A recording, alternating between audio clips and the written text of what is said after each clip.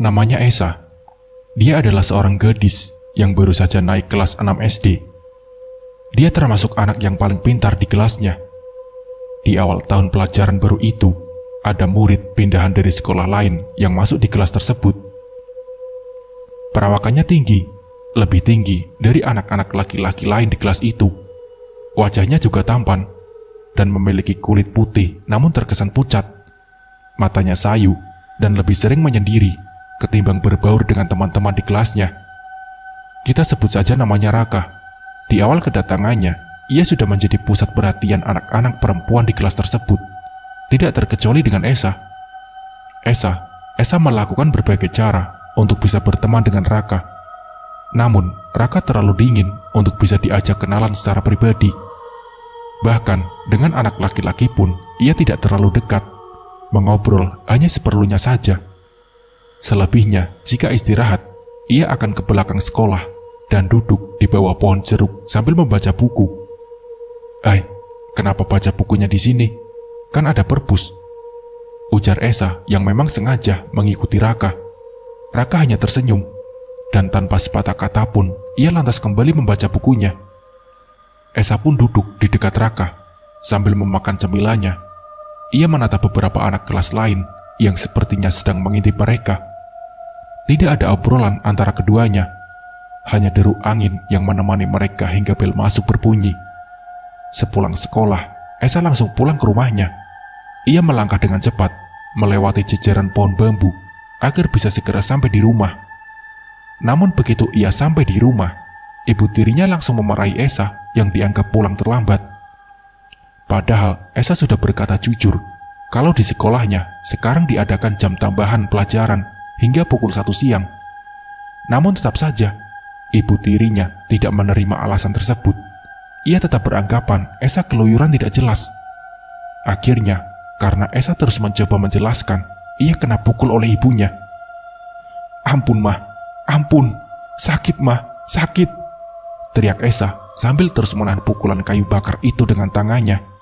Mendengar teriakan Esa itu, bibinya yang rumahnya berjarak beberapa meter dari rumah Esa pun langsung datang menghampiri. Ia merebut kayu bakar dari tangan ibu tirinya Esa dengan kasar. "Jangan sementang-mentang Rahman tidak ada di rumah, kau malah seenaknya memukuli keponakanku ini. Ibunya saja bertaruh nyawa melahirkan dia. Kau malah enak-enak memukulinya. Kau pikir kau itu siapa? Hah?" bentak sang bibi. "Aku yang ada hubungan darah saja tidak pernah memukuli anak ini. Apa kau tidak malu dengan kelakuanmu itu?" ujar bibi Esa, seraya merangkul gadis itu menuju ke rumahnya. Dulu, ibu kandung Esa meninggal beberapa hari setelah melahirkannya. Dan karena ayahnya bekerja, akhirnya ayahnya pun memutuskan untuk menikah lagi, agar Esa kecil ada yang menjaga. Karena waktu itu, bibi kandung Esa pun juga sibuk bekerja, jadi tidak ada yang menjaganya.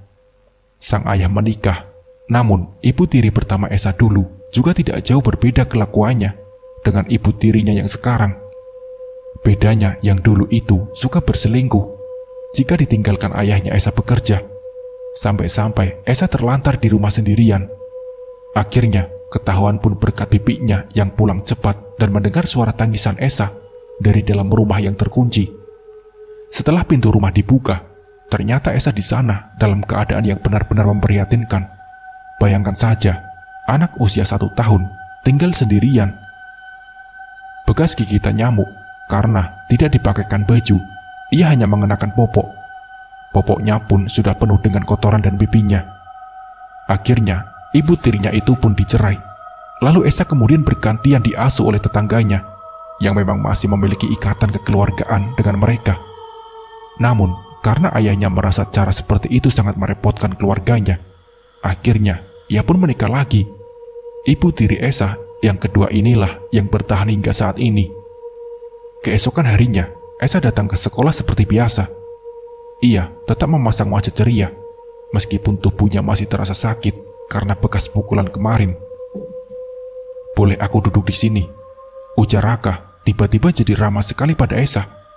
Esa tampak keheranan, namun dengan cepat ia langsung mengangguk. Raka pun duduk di kursi samping Esa. Ia mengulurkan tangannya sambil menyebut namanya memperkenalkan diri. Siti Nur Aisyah, panggil saja Esa, ujar Esa sembari menyambut uluran tangan perkenalan dari Raka. Raka pun mengangguk dengan bibir tersenyum. Mulai saat ini kita berteman ya, ujar Raka yang disambut anggukan kepala oleh Esa. Hari-hari terus berlalu. Tak terasa kini Esa sudah lulus dari SD dan baru akan melanjutkan sekolah ke bangku SMP. Esa dan Raka yang sudah sangat akrab itu pun berjanji untuk masuk ke SMP yang sama agar mereka berdua bisa terus bersama-sama. Iya, seperti yang sudah mereka janjikan, di SMP itu pun Raka dan Esa masuk di sekolah yang sama dan di kelas yang sama juga. Bahkan tempat duduk mereka pun berdekatan, walau berada di baris yang berbeda. Karena di sekolah itu, anak muridnya diharuskan untuk duduk sendiri, dan tempat duduknya pun acak-acakan. Jadi anak laki-laki dan perempuan bebas mau duduk di mana mereka mau. Persahabatan antara Esa dan Raka terkadang membuat iri anak perempuan di sekolah itu, karena kebanyakan dari mereka sepertinya memang menaruh hati kepada Raka. Seperti hari itu, saat Esa sedang ke toilet, tanpa sadar ada salah satu geng anak perempuan yang mengikutinya. Di dalam toilet itu, mereka mengintimidasi Esa dan melarang Esa agar tidak dekat-dekat lagi dengan Raka. Esa, yang anaknya termasuk pemberani itu, tentu saja melawan. Namun sayang, ia kalah juga. Yang membuat Esa kalah dan berakhir dengan pakaian kotor karena disiram air oleh anak-anak perempuan tersebut. Tak hanya sampai di situ, karena saat dilaporkan kepada guru, geng anak-anak itu pasti berulah kembali. Dan mereka pasti membalas Esa lebih parah lagi dari sebelumnya. Setelah hampir 1 tahun menerima perlakuan seperti itu, bahkan gara-gara itu nilai Esa menjadi turun drastis. Akhirnya Esa memutuskan untuk menjauhi Raka, berusaha untuk tidak sedekat sebelumnya dengan sahabatnya itu. Tentu saja Raka bertanya-tanya kepada Esa kenapa ia dijauhi, kenapa sikap Esa berubah padanya. Karena memang selama mendapatkan perlakuan kasar dari teman-teman sekolahnya itu, ia tidak pernah cerita kepada Raka. Bahkan anak-anak lain pun tidak menceritakan apa-apa kepada Raka. Karena seperti yang kita tahu, Raka tidak pernah membuka diri untuk anak-anak lain. Teman satu-satunya yang ia miliki cuma Esa. Hanya dengan Esa ia bisa menjadi dirinya sendiri. Esa, panggil Raka ketika melihat Esa sedang duduk-duduk bersama anak-anak lain. Esa melambaikan tangan, menyuruh Raka untuk ikut bergabung, tapi tentu saja Raka tidak mau. Dan ia lebih memilih untuk duduk di bawah pohon yang ada di halaman sekolah, sambil terus melihat ke arah Esa. Walaupun kini Raka dijauhi Esa, namun dimanapun Esa berada, Raka pasti ada di sekitar tempat itu, dan akan terus memperhatikan Esa dari kejauhan. Geng anak perempuan yang membuli Esa pun berusaha untuk bisa dekat dengan Raka. Namun Raka tidak pernah mau membuka diri dengan anak-anak itu.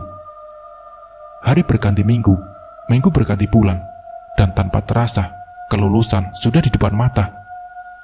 Saat itu, Esa sedang duduk di teras rumah bibinya. Tiba-tiba, Raka pun datang dan ikut duduk di sana. Nanti, SMA-nya samaan lagi, Usah, ujar Raka tiba-tiba. Aku nggak tahu, Kak, ini lanjut ke SMA atau enggak. Soalnya, kamu tahu sendiri kan, aku sekarang tinggal sama bibiku. Aku gak tega membebani bibiku terlalu banyak, jawab Esa. Aku ada salah ya Sah sama kamu? Enggak kok. Terus kenapa kamu menghindar? Kamu menjauh semenjak di SMP. Kalau aku ada salah, aku minta maaf ya. Tapi aku mohon supaya kita tetap berteman. Kamu itu sebenarnya bisa kok punya banyak teman. Asal kamu terbuka saja sama anak-anak lain. Kita nggak bisa selamanya berteman. Aku perempuan, kamu laki-laki. Suatu saat kita pasti menjalani kehidupan masing-masing. Kamu nanti punya pacar, aku juga. Dan kita juga harus jaga perasaan mereka. Makanya aku mau mulainya dari sekarang, supaya nanti nggak kaget sama suasana baru tanpa kamu.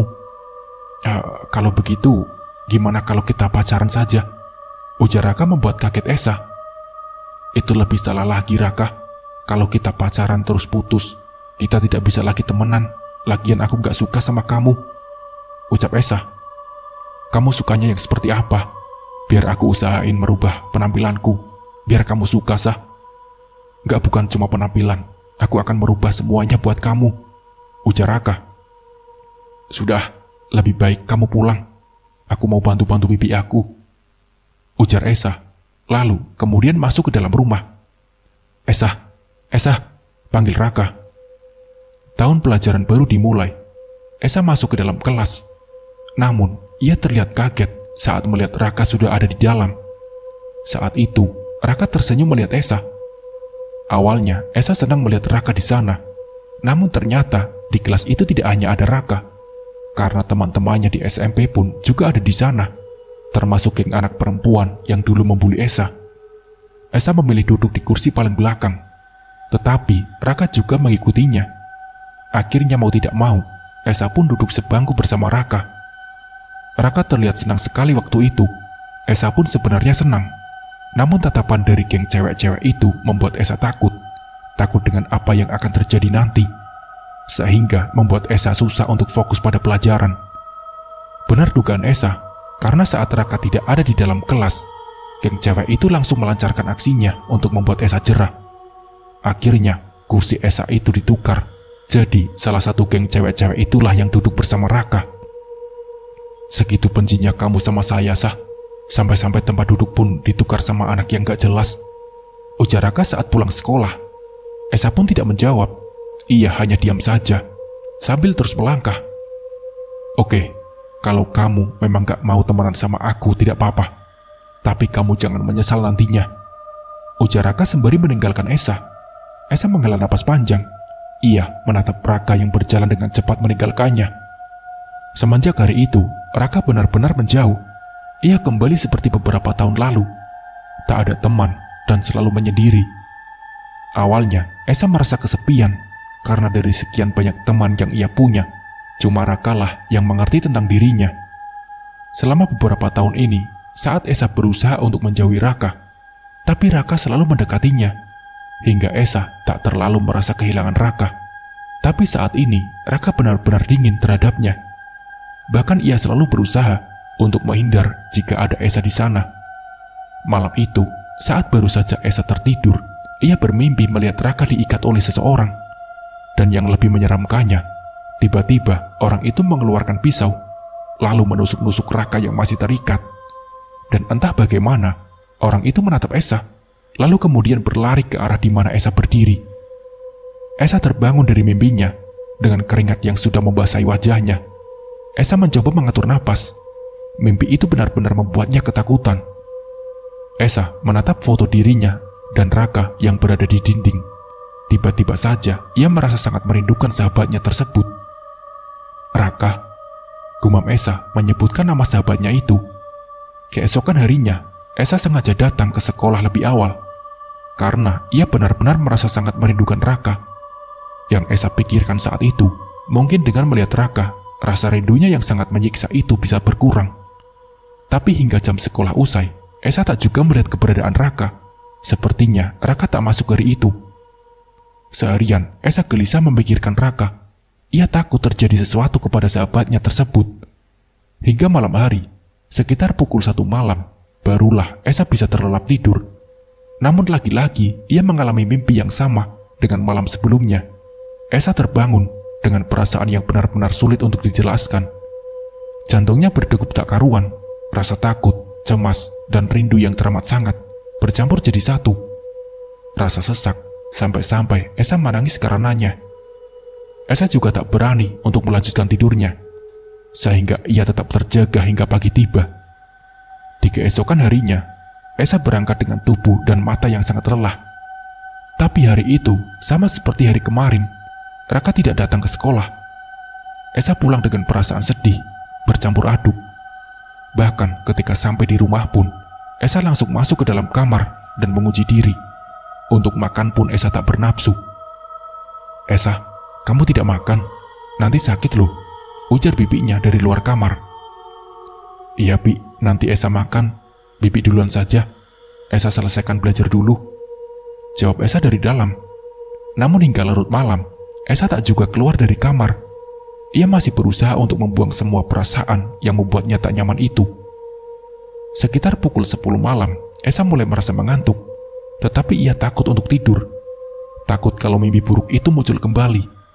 Tapi karena kemarin malam Esa tidak tidur dengan cukup, akhirnya tanpa ia sadari, ia pun tertidur. Tepat seperti dugaannya, mimpi buruk itu kembali muncul, yang membuat Esa lagi-lagi terbangun. Ia duduk sambil berusaha mengatur napas. Esa melihat jam kecil di dinding kamarnya, yang ternyata baru menunjukkan pukul 12:30 malam. Karena takut dengan mimpi itu, Esa pun memutuskan untuk tidak melanjutkan tidurnya. Sebisa mungkin ia menahan matanya agar tetap terjaga. Esa pun bahkan meminum beberapa gelas kopi untuk membantunya tetap terjaga. Alhasil, di keesokan harinya, Esa terkena demam tinggi disertai sakit perut hebat. Seharian ia di rumah, hingga di sore harinya, Esa terbangun karena bibinya memberitahu kalau di luar ada Raka yang mencarinya. Dan dengan tertati-tati sambil memegangi perutnya, Esa berjalan keluar kamar. Rupanya benar, di sana sudah ada Raka yang duduk menunggunya. "Kamu baik-baik saja?" tanya Raka. Esa tidak menjawab, tapi air matanya langsung keluar. "Kemana saja kamu?" tanya Esa bergetar. "Aku akan pindah sekolah, Sah. Aku kemari pun hanya ingin berpamitan padamu." Apa? Pindah? Pindah kemana? Maksud kamu akan pergi? Kamu mau ninggalin aku?" Raka terdiam. Ia memberikan kotak kecil dari dalam saku jaketnya. "Ini untukmu. Aku sudah lama menabung untuk membeli ini buatmu. Semoga dengan ini kamu selalu mengingatku ya, Sah," ujar Raka. Esa menggeleng. "Aku tidak butuh itu. Aku cuma mau kita seperti dulu lagi. Aku mohon kamu jangan pindah ya, Kak." "Nggak bisa. Surat pindahku sudah diproses, Sah. Aku tidak bisa membatalkan itu." Esa tertunduk. Tangisnya semakin kencang. Bibinya yang sedari tadi mengintip langsung menghampiri keduanya. "Kamu tidak sedang hamil kan, Sah?" tanya sang bibi, membuat Raka dan Esa terkejut. Esa menggeleng. Ia langsung mengusap air matanya. Sebenarnya, kata Esa, kalau diingat-ingat lagi, momen salah sangka itu lucu. Tapi berhubung terjadi di suasana yang tidak mendukung, jadinya tidak ada yang tertawa. Untungnya, setelah dijelaskan oleh Raka dan Esa, bibinya percaya. Dan di situ jugalah semuanya terbongkar. Sampai ke pembulian yang Esa terima. Mendengar cerita Esa itu, tentu saja Raka emosi. Ia bahkan berniat untuk memarahi geng cewek di sekolahnya tersebut. Tapi oleh bibinya Esa maupun juga Esa, Raka dilarang untuk memperpanjang masalah itu. Terlebih lagi, Esa sudah memaafkan semua anggota geng cewek-cewek itu. Dan akhirnya, Esa juga dipindahkan ke sekolah yang sama dengan Raka. Dan di sekolah baru itu, mereka bisa terus menjadi sahabat. Hingga singkat cerita, di kelas 3, Raka dan Esa resmi berpacaran. Hubungan mereka sangat sehat, dan Raka juga sangat menjaga Esa. Setelah lulus SMA, Raka tidak lanjut kuliah. Ia lebih memilih untuk bekerja. Begitu juga dengan Esa. Keduanya bekerja di tempat yang sama, dan mereka juga mempunyai tabungan bersama. Tabungan itu nantinya akan mereka gunakan untuk acara pernikahan yang memang sudah mereka rencanakan. Awalnya, semua berjalan lancar hingga 4 tahun pun berlalu. Dan selama 4 tahun itu, mereka menabung. Bahkan, Esa dan Raka rela untuk membeli makanan enak hanya dalam 2 bulan sekali. Demi agar tabungan mereka bisa cukup untuk biaya pernikahan. Namun tepat di 4,5 tahun berjalan, Raka tiba-tiba jatuh sakit. Semakin hari, tubuhnya semakin kurus.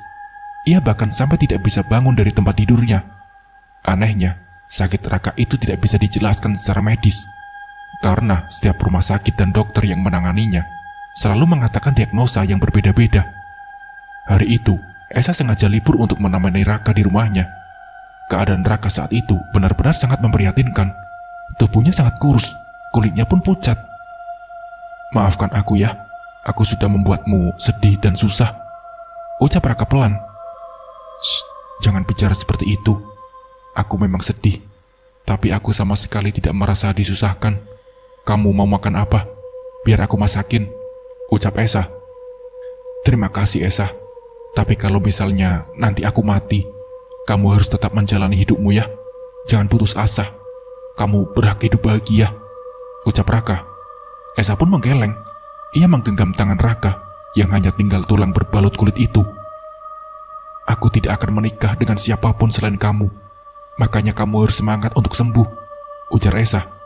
Raka terdiam. Sah, ada beberapa hal yang tidak pernah kuceritakan padamu. Tapi itu semua aku tulis di buku diariku. Kamu ambil buku itu nanti ya, ujar Raka tiba-tiba. Bukunya di mana? Tanya Esa. Ada di laci, di dalam lemariku itu. Kuncinya di saku baju seragam SD kita dulu. Seragamnya ada di lemari paling bawah. Semoga kamu bisa memaafkan aku ya, ujar Raka. Mendengar ucapan Raka itu, Esa jadi takut sendiri. Ia takut kalau diari itu berisi pernyataan tentang perselingkuhan Raka. Esa jadi ragu-ragu untuk mencari diari tersebut. Kalau memang isi diari itu tidak perlu untuk aku ketahui, aku tidak akan mencari tahunya. Apapun yang sudah kamu lakukan, aku akan memaafkannya, ucap Esa. Raka tersenyum tipis. Aku tahu yang kamu pikirkan, Sah. Tenang saja, itu bukan tentang perselingkuhanku, ujar Raka. Esa tersenyum. Iya, aku tahu, kamu tidak mungkin seperti itu, jawab Esa. Saat mau pulang, Esa pun mencari diari milik Raka. Setelah menemukannya, Esa lantas memasukkan diari itu ke dalam tasnya.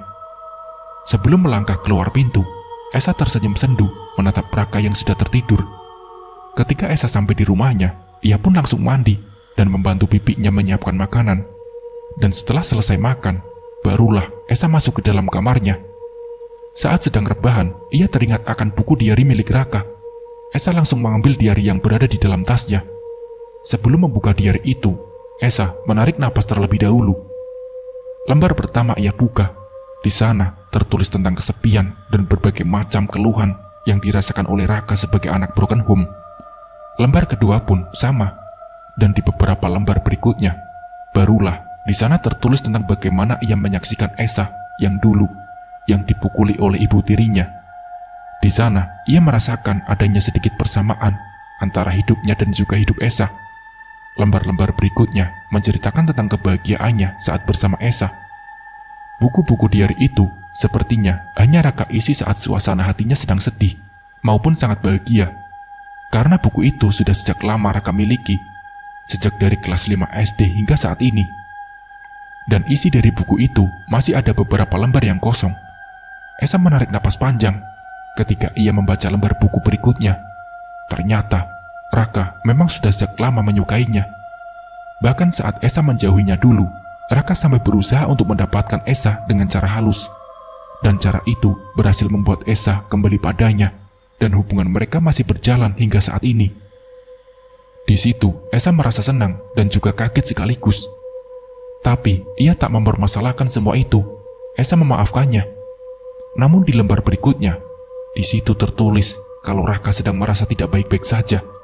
Karena salah satu geng cewek di sekolahnya dulu tiba-tiba muncul dan berusaha untuk mendekatinya.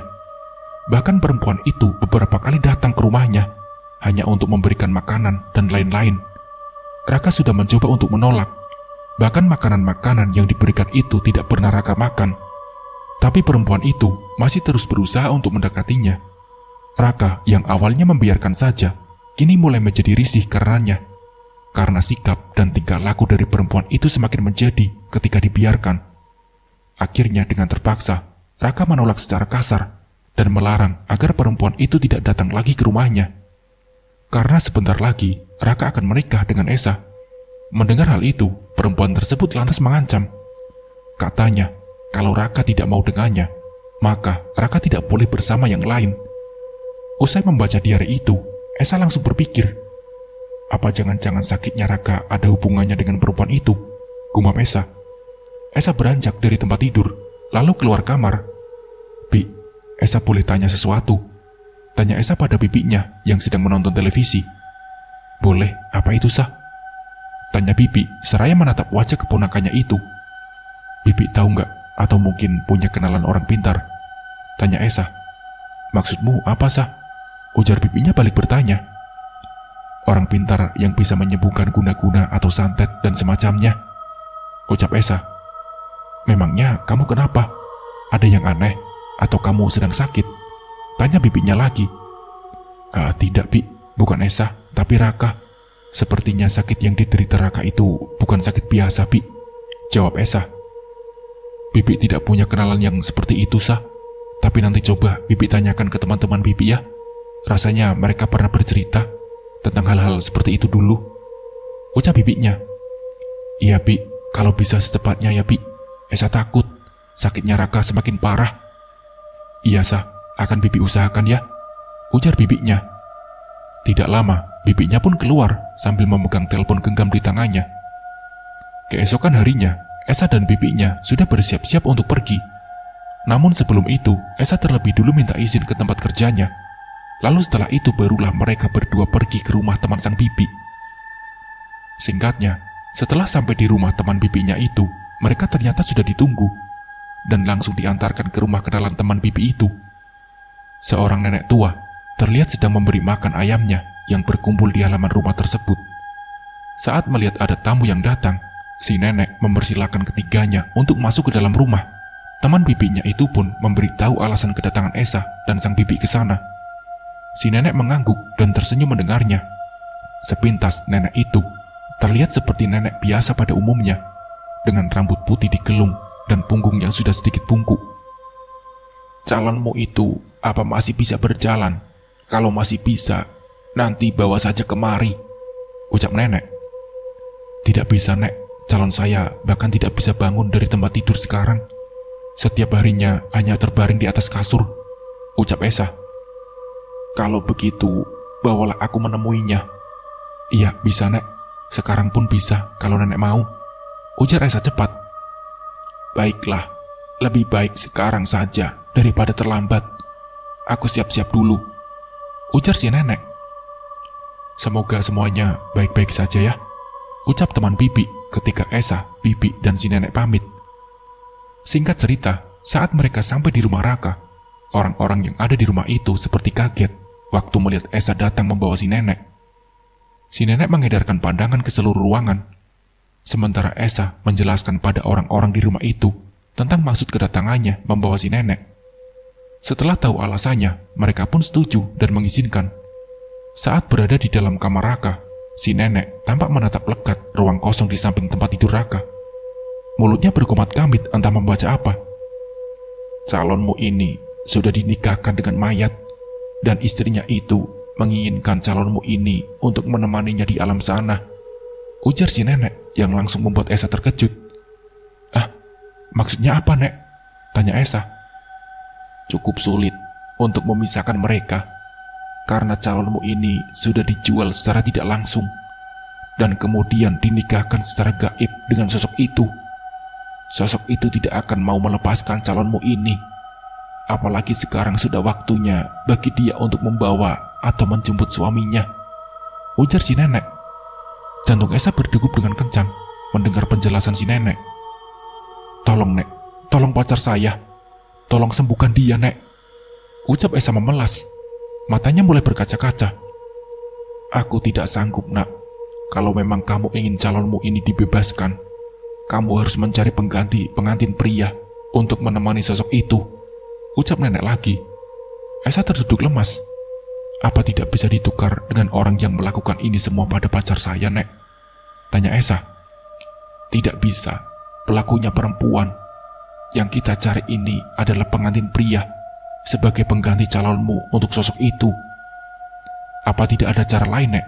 Tolong Nek, usahakan, ucap Esa lagi. Tidak ada, selain kamu harus merelakan dan mengikhlaskan calonmu itu, karena aku tidak bisa melakukan apa-apa untuk merebutnya kembali, ucap nenek. Esa terdiam, dadanya terasa sangat sesak. Semua penjelasan si nenek benar-benar membuatnya terpukul. Esa menatap Raka yang terbaring dengan mata terpejam itu. Apakah sesulit itu untuk bisa bersama Raka? Batin Esa. Dan ia bertekad untuk tidak mempercayai perkataan si nenek. Ia akan berjuang untuk kesembuhan Raka. Itu semua seperti dongeng. Tidak seharusnya aku percaya dengan nenek itu. Aku yakin Raka pasti sembuh. Pasti, batin Esa. 3 hari setelahnya, saat itu Raka sedang bekerja. Tiba-tiba ada sebuah telepon masuk dari nomor yang ia tidak kenal. Awalnya, Esa membiarkan saja panggilan itu, karena menganggap panggilan itu hanyalah dari orang-orang iseng. Namun ketika ada SMS yang masuk, barulah Esa tahu siapa yang menelponnya. Ternyata itu dari salah satu orang di rumah Raka. ia mengabarkan kalau Raka baru saja meninggal dunia. Esa terduduk lemas, kakinya terasa tak mampu menopang beban tubuhnya setelah ia mendengar kabar duka itu. "Ada apa, Sah?" tanya temannya menghampiri Esa. Raka, ucap Esa. Lalu tanpa berhasil menyelesaikan perkataannya, Esa pingsan. Kemudian, Esa datang bersama bibinya ke rumah duka. Ia melihat jenazah Raka sudah siap untuk dimakamkan. Esa hanya duduk diam, matanya menatap lekat ke arah Raka yang sudah terbujur kaku. Air matanya pun seolah sudah habis. "Yang sabar ya, Sah, yang kuat. Raka sudah sembuh sekarang. Dia pasti menginginkan kamu bahagia dan melanjutkan hidupmu." Berbagai macam ucapan penyemangat dan penguat dari teman-temannya dan juga teman-teman Raka terdengar silih berganti. Namun, Esa saat itu seperti tidak mendengarnya. Yang ia dengar hanya suara dengungan, dan semakin lama, suara dengungan itu semakin kuat. Hingga tiba-tiba, semuanya menjadi gelap. Esa terbangun. Ia melihat ke sekeliling, dan rupanya ia masih berada di rumah Raka. Rumah itu sudah kosong, yang ada di sebelahnya hanyalah sang bibi. "Aku bermimpi kan, Bi? Raka masih ada kan, Bi?" tanya Esa. Bibinya menangis mendengar pertanyaan itu. "Bibi, jangan nangis. Jangan buat aku sedih. Ini pasti tidak benar kan, Bi? Aku pasti sedang dikerjain. Aku yakin Raka pasti sedang sembunyikan. Ayo Bi, katakan," ucap Esa. "Ikhlaskan Raka ya, Nak. Ikhlaskan dia. Dia sudah bahagia di sana. Dan kamu juga harus bahagia di sini." "Dari mana Bibi tahu Raka bahagia? Raka itu mencintaiku, Bi. Dia tidak akan bisa bahagia tanpaku. Begitupun juga aku." Bibinya memeluk erat Esa. Mereka menangis. Setelah kepergian Raka, Esa merasa dunianya benar-benar kacau. Jangankan untuk pergi bekerja, untuk makan dan mandi pun Esa enggan. Ia hanya mengurung diri di dalam kamar sambil terus memandangi fotonya bersama Raka dari tahun ke tahun. Hingga di suatu hari, tiba-tiba Esa yang sebelumnya hanya bersedih dan mengurung diri di kamar, mendadak berubah kembali ceria. Ia bahkan mengerjakan semua pekerjaan rumah sebelum berangkat kerja. "Esa, kamu baik-baik saja?" tanya bibinya. "Raka sudah datang, Bi. Jadi tidak ada alasan untukku bersedih," jawab Esa sambil tersenyum manis. Bibinya mengerutkan alis, heran dengan jawaban Esa. Namun, ia juga tidak ingin menanyakan lebih lanjut kepada Esa.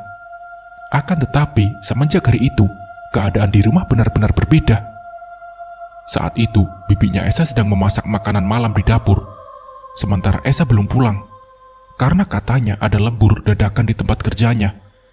Ketika bibinya Esa sedang menggoreng ikan, tiba-tiba terdengar seperti ada seseorang memanggilnya. "Bibi, Bibi." Suaranya seperti suara laki-laki, mirip sekali dengan suara almarhum Raka. "Mungkin aku salah dengar saja," ujar bibi lalu kembali lanjut memasak. Saat mengangkat ikan dari dalam wajan berisi minyak panas, tiba-tiba bibi merasa seperti ada hembusan napas di belakang lehernya. Alhasil, itu membuat bibi kaget, hingga membuat wajan berisi minyak panas itu tumpah mengenai kaki bibi. Tidak hanya itu, bahkan kini Esa pun sering kedapatan sang bibi berbicara sendiri di dalam kamarnya.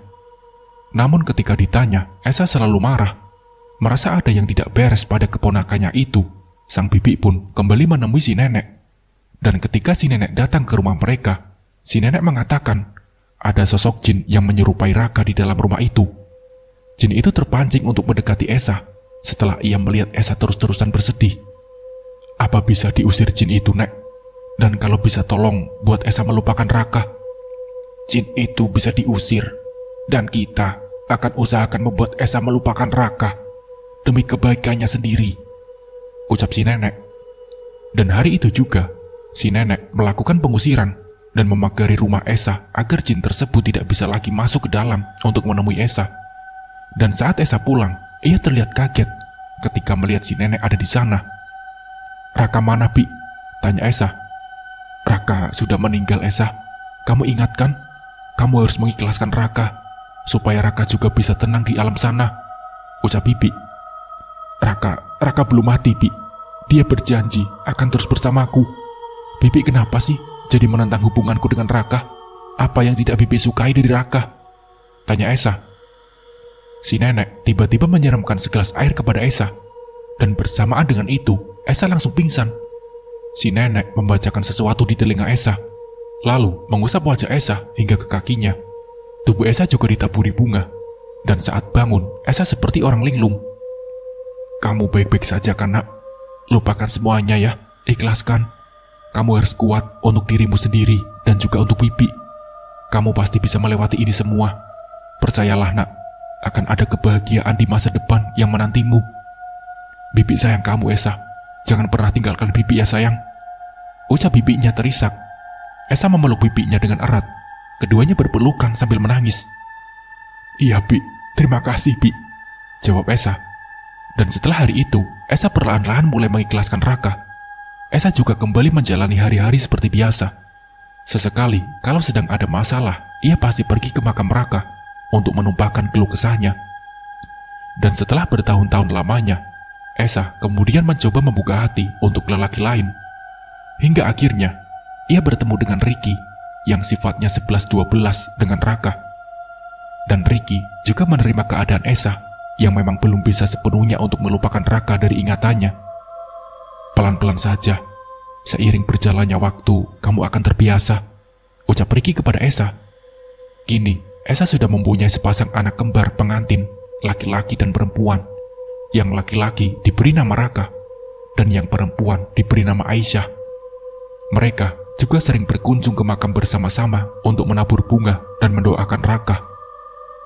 Nah, seperti itulah kisahnya. Semoga dari kisah ini kita bisa mengambil hikmah dan pembelajarannya. Mungkin cukup sekian dari saya. Wassalamualaikum warahmatullahi wabarakatuh.